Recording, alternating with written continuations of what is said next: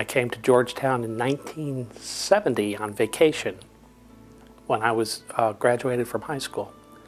And I fell in love with the place. And after graduating from college, I signed on as a full-time homeschool counselor for Terra Hall Home for Boys. So I came here in 1974, and except for a little interruption in 75, 76, I've lived here ever since.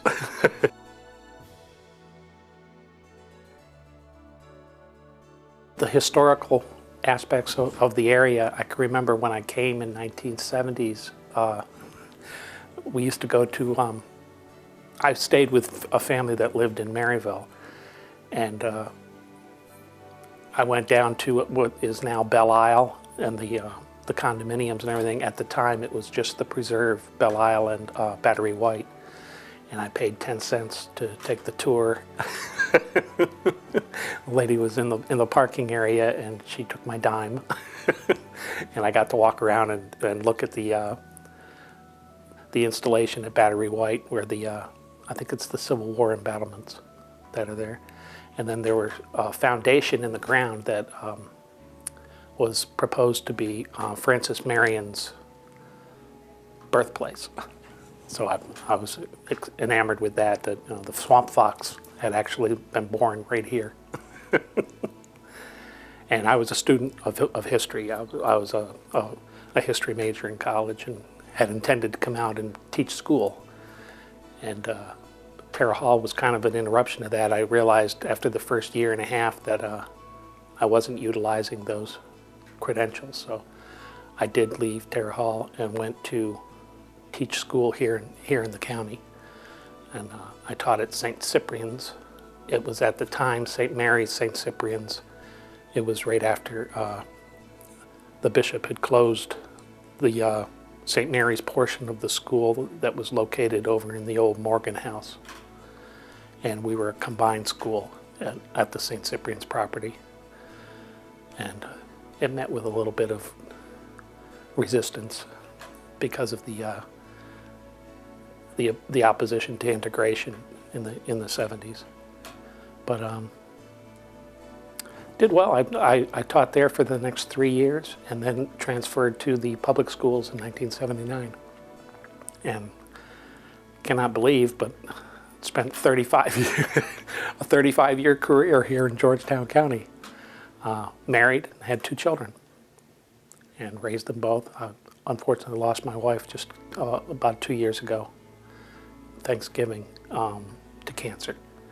But Sarah was also a student of history, and in fact she did a tremendous amount of research on the historical elements of the stained glass windows that are in the church. And she wrote, I believe it was the bicentennial book, the 100-year yearbook of St. Mary's Parish. And we're very proud of it. And she found out a whole bunch of information. She actually went to the archives in Columbia and researched all of the people and the places involved in the building of the Catholic parish of St. Mary's.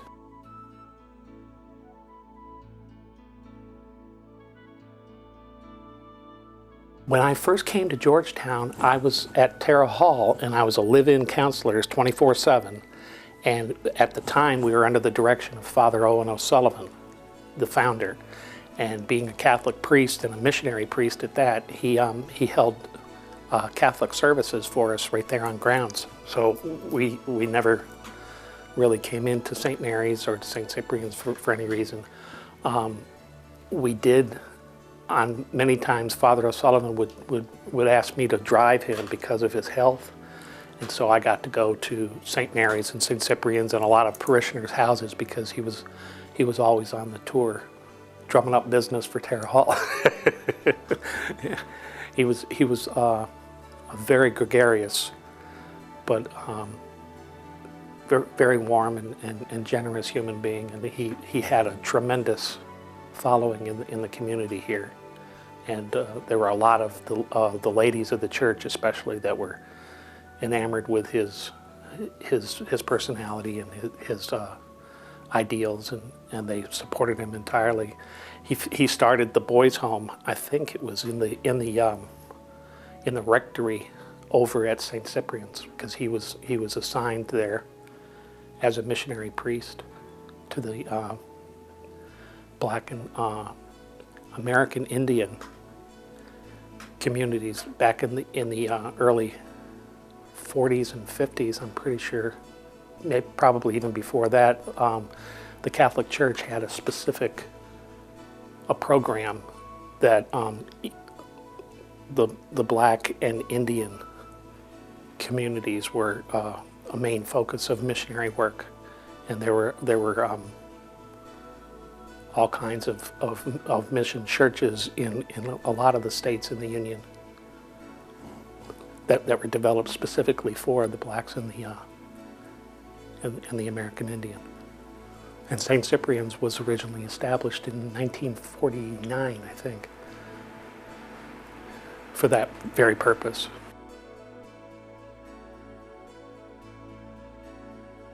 Yes. Right now, St. Mary's and St. Cyprian's actually run as two different parish churches, but they have the same parish priest, so it's kind of like, well, okay. But there are two locations. The St. Cyprian's still being on West Front Street, and St. Mary's, of course, on the corner of Broad and Church Streets. No, Broad and High Market.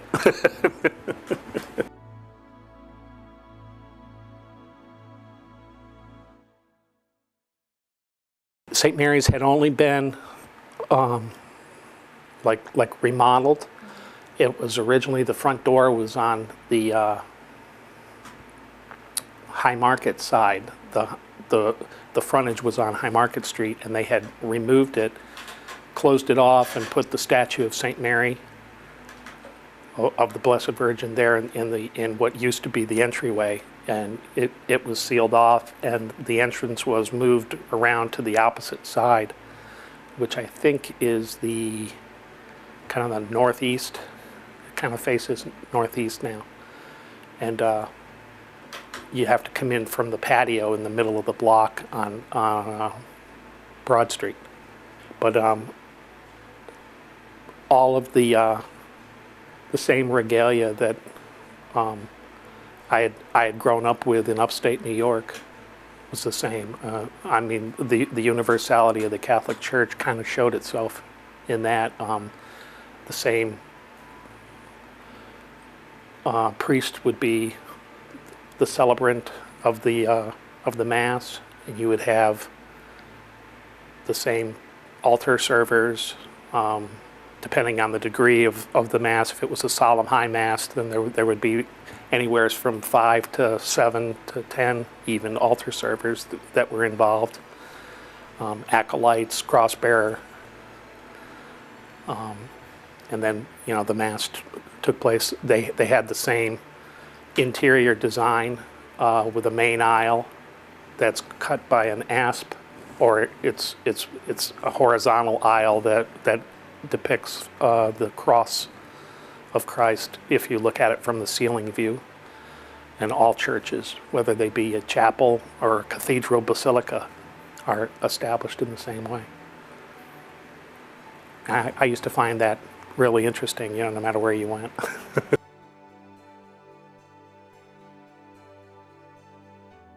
When I first came in the 1970s, they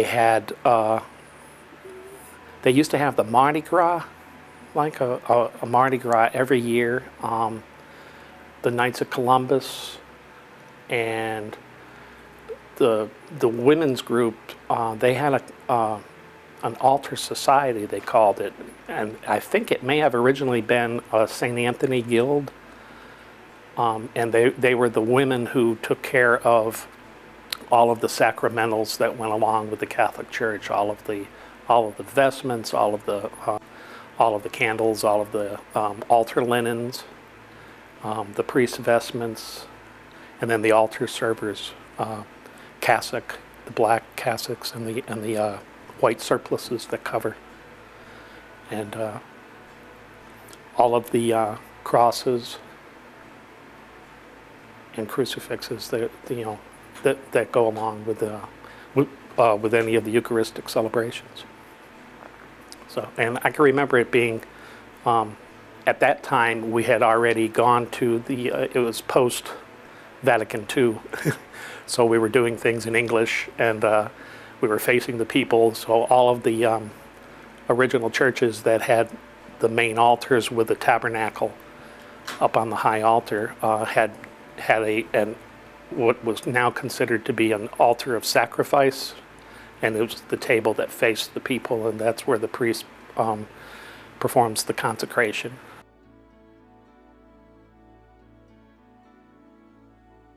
On Sundays, at that time, I believe it was an 8 o'clock morning mass, and then a main mass was at 10 o'clock in the morning at St. Mary's. And they were running a little bit of conflict.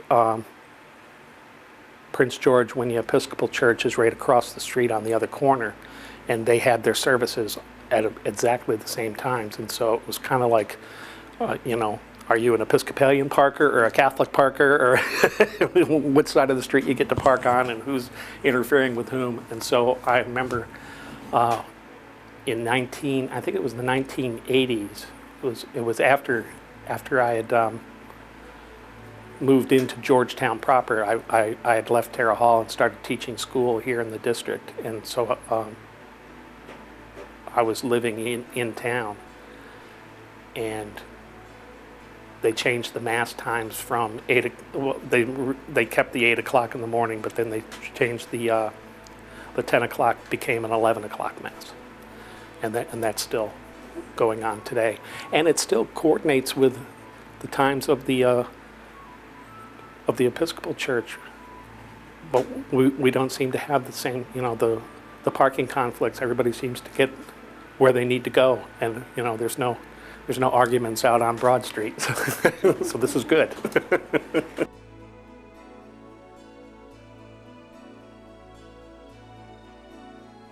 I think it came from expanding the church to accommodate a larger population. It was a very small chapel-style church originally. It had all of the parts, like I said, the main aisle, the apse, kind of horizontal aisle that crosses.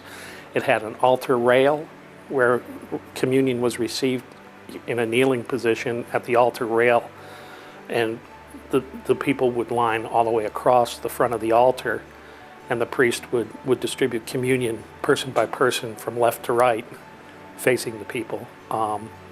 That was changed to receiving down the main aisle in a standing position, and after Vatican II, you could even receive in the hand rather than on the tongue. And now they also receive under both species. They receive the host, communion, and then the wine, and the cup of blood that's been consecrated. So it's a lot more dynamic, I guess, but at the same time kind of friendly too, because it's done, like I said, universally everywhere. In the 1980s, I had the opportunity to go to Europe and attended Mass in several countries in Europe, and except for the language, it was all exactly the same. And even in Italy and in France and in Holland, in Dutch Holland, I heard sermons that were done in the vernacular, but I understood what was going on because of the similarity to the Gospels, whether it be about the prodigal son or the lepers, the 10 lepers who were cured. Even though I didn't understand maybe a specific language, I understood exactly what the Gospel had been about. So it was kind of warming. I felt, even though I was in a foreign country and didn't understand any of the languages, I felt very relaxed and very welcome because I was a member Catholic.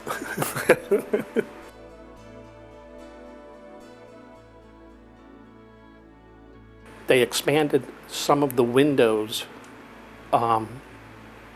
had to be increased because of the expansion of the main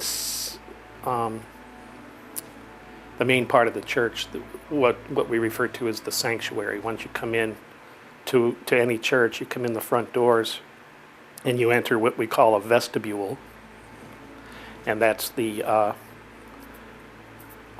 what is considered to be the profane area of the church. It's that area that is more human. It's the entryway. Once you enter the next set of doors, which are usually glass doors, and at St. Mary's, they have only been there since the 1990s. I think we put those glass doors up in the 1990s to separate the vestibule from the inner sanctuary. And once you enter the sanctuary, that's where all the pews are, and you have your holy water fonts at the entrances. And those windows that are down each side of the church, there used to be just about 5 or 6 of them, and now there's 8.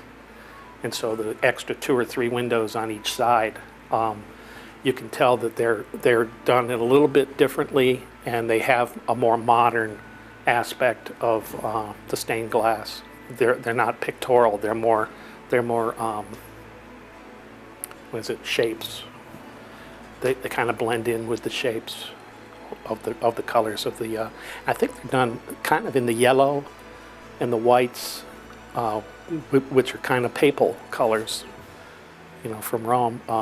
The papal estates, the Pope's flag and crest carry the yellow and the white. But I think there's kind of an earthy tone of orangish kind of brown that is also involved in those windows. But then the other ones are the major windows that were with the original church are very pictorial. They have the Immaculate Conception, the Good Samaritan, one of maybe St. John the Evangelist, one of the 4 gospel writers. And in fact, they're probably all 4 of the Gospels are represented: Mark, Matthew, Luke, and John. So I think they're up there too.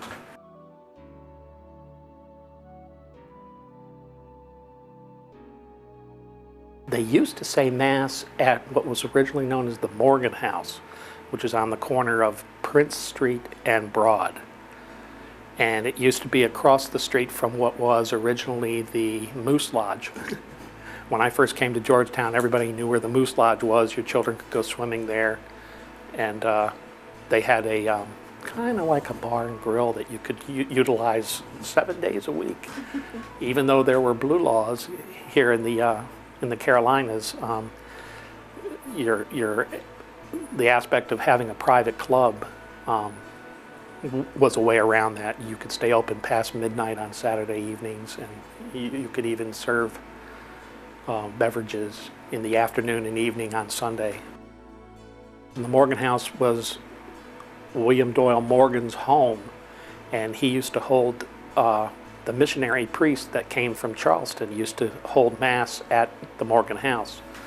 And that was all during the latter part of the 19th century, the 1860s, 70s, 80s, all the way up through. In 1899, they originally established, the cornerstone was laid at the corner of Broad and High Market Streets to build St. Mary, Our Lady of Ransom Church. It was completed, I think, in 1902. So it took a few years to get the chapel, the bell tower.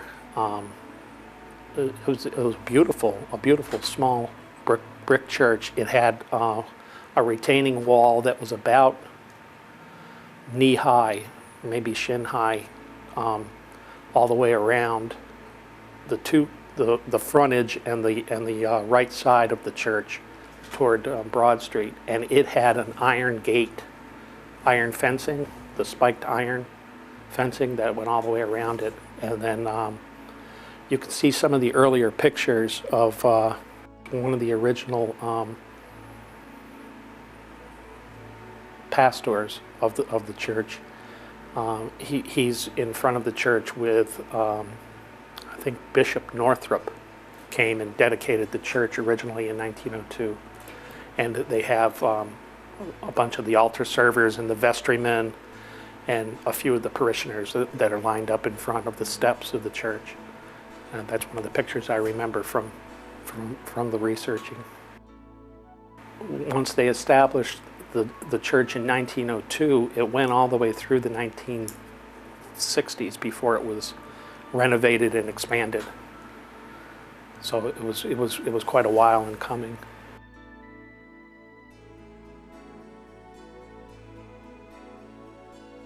Right now, I'd say there's probably, I think there's 400, or a little less than that, 400 families that are registered.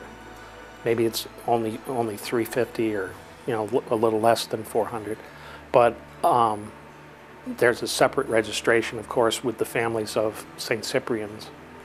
But we're the Catholic parish of Georgetown. I mean, I used to have a pencil that looked a lot like your pen. It was a blue pencil.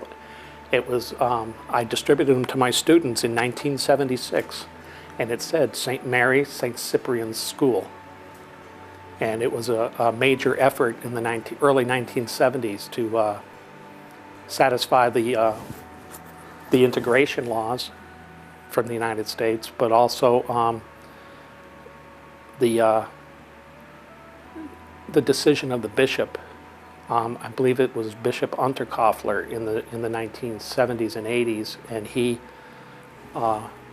had decided that the two parishes should be combined, but he was closing St. Mary's School because it was not conducive to a school. It was a home, originally a private home, and it had been renovated and redone to try and make school classrooms out of it. There had been an addition in the backyard. They had put an addition, like an annex building that housed several classrooms. But it just wasn't the same as what was originally built as a school and church and convent over at the St. Cyprian's property. That was built originally as a church and school. And they built an addition there as well. There's an annex building they call the St. Vincent de Paul Society building. Now it's a part of the St. Cyprian's Outreach. And they have tremendous amount of community service programs that house over at St. Cyprian's. And they are involved with Catholic charities. But it was great. I started teaching the CCD program in 1980. And I was affiliated with the Terre Hall group because that was when Father O'Sullivan had left the home and had returned to, I think, Massachusetts, or possibly even New Jersey, where the main Society of Missions to Africa that he was a part of had recalled him, and he went for his health. And so we started coming in. I brought the Catholic boys from Terre Hall into Georgetown to attend St. Mary's, and we did confirmation classes and communion classes, things of that nature. So I started teaching the CCD program with the church, and I originally had a classroom in a small anteroom in the old Morgan house because we used it as a parish house. And then I taught for a little while in what was originally the Knights of Columbus Hall. They allowed us to use some of the rooms there for the Sunday school program. And then when they sold the Morgan house and they bought the property that was adjacent to the church on the corners of High Market Street and Broad, the priest's residence now was originally a private home, and there's an annex brick home next door to it that's kind of like a storage building now. But we used to teach CCD program. The Sunday school was held in those buildings. And then also, it was originally the Duffy house. It was a yellow, kind of yellow siding home, 2 or 3 stories high, and it was originally the parish offices and Sunday school classrooms. And I taught a class upstairs on the 2nd floor to the left of the staircase.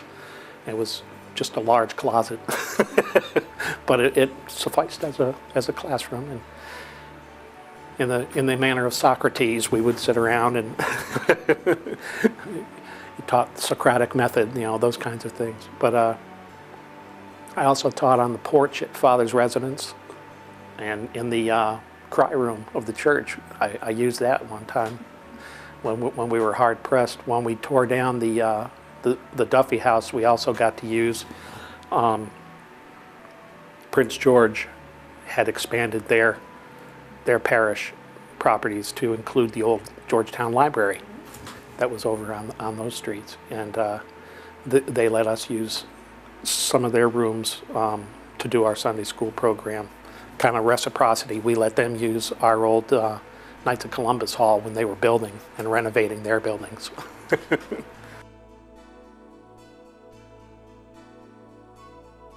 Across from Prince George Church, the parish buildings that are behind Prince George Church faces Broad Street, and so the High Market side is, I'm not sure what number block that is, but the Knights of Columbus used to have a flat building. It was a long flat roofed building, and it had a Knights of Columbus Hall, a kitchen, and a back anteroom. And many a celebration was held at the Knights of Columbus Hall. It was kind of the go-to place for the Catholic community of Georgetown, because the church didn't have the kinds of properties available to it. The Knights of Columbus purchased that property and built their building on it, and then made it available to the community as well as the Catholic parish. Many community activities were held there as well. They rented the building for a nominal fee, and the Knights of Columbus covered the liabilities for it. The properties were sold in the 1990s, the late 1990s. It may have been actually after 2000, but it was before the completion. I think it was before the completion of the present-day parish hall that's at St. Mary's, where the Duffy house used to stand, is where they built the actual parish hall. The pastor at the time was Father Steve Brovey, and he was interested in the youth of the parish, and I remember he had us digging up that whole backyard and making a soccer or a volleyball court. We put in a volleyball pit kind of thing with the soft dirt and the sand, and then erected the nets and everything. And we used to have parish picnics every summer, and then we'd have little volleyball competitions among the high school students and the middle school, grade school students, and the adults would get out there and fall around and try and hit the ball back and forth, to be athletic. But that fell by the wayside when they went ahead and made the plans for the actual parish life center that they've got now, and it houses all of the church offices, conference rooms, about 6 classrooms, ante-hallway, restrooms, and then a full kitchen, and then a beautiful actual dining hall, or banquet hall, I guess is what it would be called. Has all of the window dressings and the chandeliers hanging from the ceiling. It's quite lovely.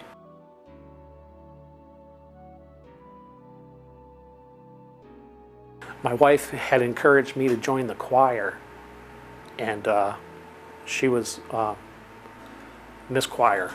She was a pretty well-known singer here in the county, in the community of Georgetown. She had originally was raised in the Baptist church and had sung through the Baptist church, but then around the late 70s, early 80s, she had been searching for something more, and she converted to Catholicism and brought along her beautiful voice and everything with it. And so she had been a part of St. Mary's choir, and she encouraged me to be a part of it too. And I used to just sing at the High Holy Days. I used to just join the choir for the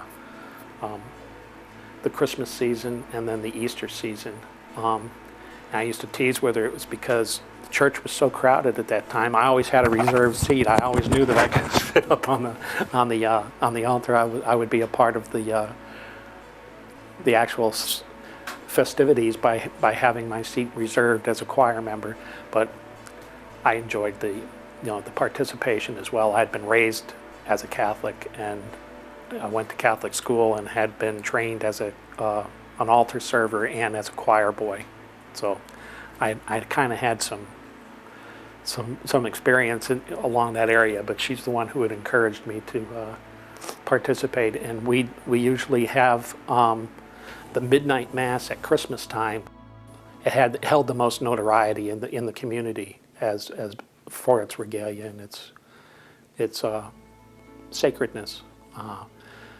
Usually very long procession. The choir would process with the priests and the altar servers, and they would process all the way in the main aisle and then take their places up on the altar area where the choir sits.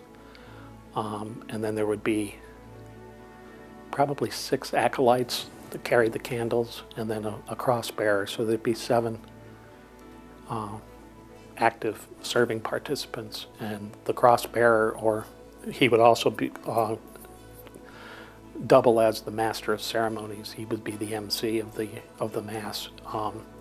At that time, they used to carry the missal book, which is contains all of the Gospels and the readings for the liturgical year. He would carry that in with the changing of Vatican II. There were more lay persons are involved in it. You have now what's called a lay cantor, and that's the main singer. You have a lector, and that's the lay person who reads the readings before the gospel. Then the gospel is actually recited by the priest, or the celebrant of the Mass. But Christmas Mass is usually done almost entirely in darkness, with all of the Christmas lights, all the windows along the sides of each side of the church are all done up with candles and floral arrangements. It's really quite lovely. And then Easter is the main celebration for the resurrection, and there's what they call the Mass of Light is done on Saturday, Holy Saturday night, and it's done entirely in darkness. There is nothing in the church that's lit. There's no the only candle that, and I don't think it's lit either, is the sanctuary light that hangs from the ceiling is a candle that's lit all the time, 24/7. And I believe at the Mass of Light, it is extinguished as well. There's darkness because there are no hosts. Jesus is not present in the tabernacle, so it's been emptied for the what they call the Triduum, the 3 days of the Passion, Holy Thursday, Good Friday, and Holy Saturday. And then that Mass is, oh gosh, it usually has the same kind of procession, but it's done in darkness. And it starts out on the patio with a small lighted fire that is blessed by the priest. And then a single candle is lit from that fire and transferred to what is considered to be the Paschal candle. It's the huge single candle that stands at the foot of the altar. And it's inscribed with the year, the liturgical year, and with the Latin symbols for the Alpha and the Omega, the beginning and the end. It's quite a lot of regalia too. And very similar, if you get to watch EWTN, it's the same as going on in Rome or in all the other churches all throughout the world. Once that celebrant and the deacon bring that candle in, all the people light off of that candle, and then all the light in the church is all candlelight. And it remains that way through, I think there are probably 6 or 7 readings and psalms that are recited at that time before the actual Mass begins. And then once the celebration of the Mass begins, all the lights of the church come up. And they usually sing the Gloria, and during the Gloria in that Mass, the bells are rung throughout. Just symbolic of Gloria in Excelsis Deo. Glory to God in the highest. Sister James Edward would be very proud of me. I'm remembering all my Latin too.